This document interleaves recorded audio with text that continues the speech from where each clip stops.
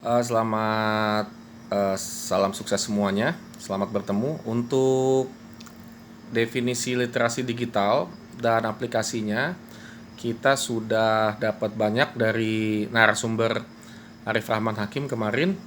Dan yang saya garis bawahi adalah untuk menciptakan peradaban Indonesia yang lebih baik, literasi digital itu penting dalam hal misalnya mempraktekkan etika yang baik di internet. Etika itu berbicara tentang pantas dan tidak pantas. Tentu kita dalam berhubungan dengan orang perlu mengetahui dan mengamalkannya. Lalu yang kedua, mengingatkan kembali kepada guru dan murid untuk membaca dan mempraktekkan kontrak pembelajaran di awal semester. Tentang apa yang boleh dilakukan dan tidak boleh, kapan pengumpulan tugas, mengenai absensi, dan hal-hal yang terkait dengan aturan pembelajaran.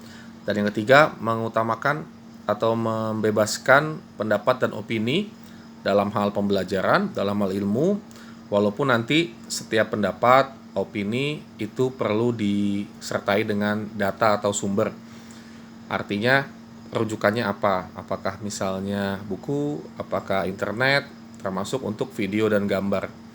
Nah, itu perlu kita tanamkan sedari awal, sehingga tidak ada informasi yang keluar dari konteks pembelajaran, apalagi menyinggung hal-hal yang tidak baik seperti sara atau kabar bohong atau hoax.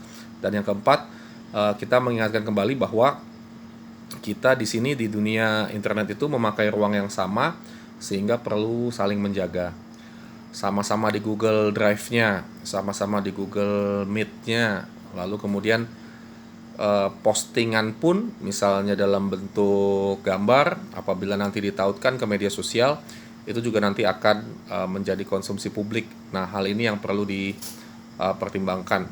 Apapun yang ditaruh di internet itu biasanya sangat sulit untuk dihapus, dan ketika dihapus pun sudah bisa diambil kembali.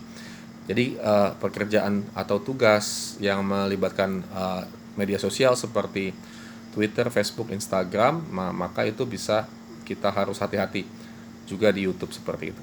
Itu aja. Mungkin next. Lalu untuk teknologi digital ini, walaupun ada plus dan minusnya, cuman apabila boleh memilih, memang tetap lebih banyak manfaatnya bagi orang-orang yang memang niatnya untuk belajar. Misalnya yang pertama, ini sumber informasi yang seluas-luasnya. Kalau sebelumnya hanya buku teks dan guru dan modul, maka kemudian semua yang ada di internet bisa diambil, tinggal dikaitkan konteksnya. Untuk ilmu sejarah bisa ngambil dari website historio.id atau dari museum-museum yang ada di kunjungan virtualnya ya, seperti itu. Lalu kemudian juga bisa berkolaborasi lintas jarak dan waktu.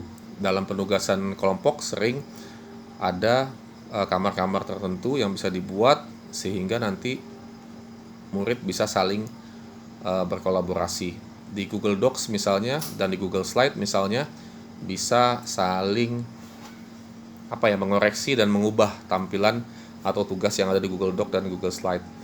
Nah, yang ketiga, untuk memfasilitasi macam-macam gaya dan macam-macam kecepatan.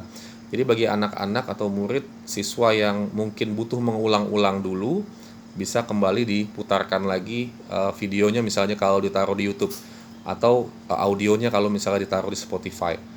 Jadi buat yang butuh mengulang-ulang bisa di YouTube dan di Spotify misalnya, atau bisa juga sebagai konklusi atau kesimpulan, artinya dunia memang ada di ujung jari kita.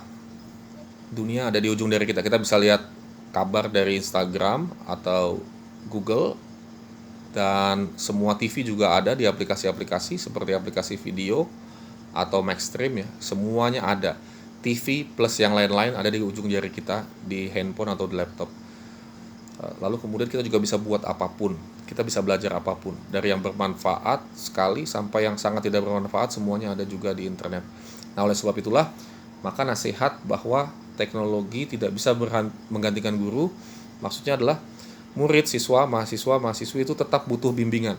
Karena informasinya banjir, tapi yang bisa memberikan konteks atau bisa memberikan batas-batasnya itu adalah para pendidik. Oleh sebab itu, Nadiem Makarim bilang teknologi tidak bisa menggantikan peran guru, karena gurulah yang mendorong sosok perkembangan murid. Artinya informasinya ada, mau dipakai buat apa, itulah motivasi dan arahan dari guru. Lalu George Couros juga bilang bahwa teknologi tidak bisa menggantikan guru yang hebat ya. Artinya guru hebat itu justru akan mengambil teknologi dan digunakan sebagai alat untuk mentransformasi pendidikan.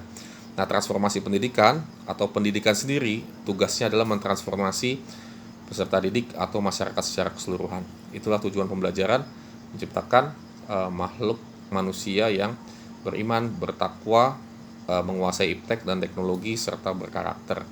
Nah, disitulah peran guru tidak tergantikan.